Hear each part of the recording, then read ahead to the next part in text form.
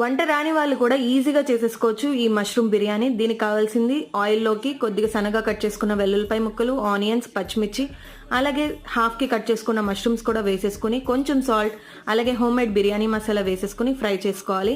ఇవి ఫ్రై అయ్యేలోపు రైస్ అయితే బాయిల్ చేసుకుంటున్నాను. కొద్దిగా మసాలా స్పైసెస్ వేసేసుకొని, ఇది ఫ్రై అయిన తర్వాత వాటర్‌తో సహా రైస్ అనేది ఇందులోకి వేసేసుకోవాలి ఫ్రై అయిన దాంట్లోకి. చూస్తున్నారు కదా, ఇలా కుక్ చేసుకున్నామంటే ఫ్లేవర్స్ అన్నీ కూడా చాలా బాగా పడతాయి. దీనిలోకి క్యాష్యూస్ కూడా చాలా బాగుంటాయి కాబట్టి గీలో ఫ్రై చేసిన క్యాష్యూస్ కూడా యాడ్ చేసేసుకోండి. అది కూడా బిర్యానీ మొత్తం కంప్లీట్ అయిన తర్వాత యాడ్ చేయండి. అప్పుడు క్యాష్యూ క్రిస్పీగా ఉంటుంది, టేస్ట్ అనేది చాలా బాగుంటుంది.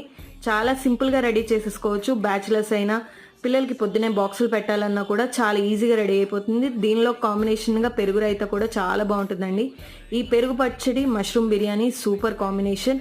మీ వీకెండ్ స్పెషల్స్ ఏంటో కామెంట్ చేసేయండి. వీడియో నచ్చితే లైక్ చేయండి, షేర్ చేయండి, కామెంట్ చేయండి, సబ్స్క్రైబ్ చేసుకోండి.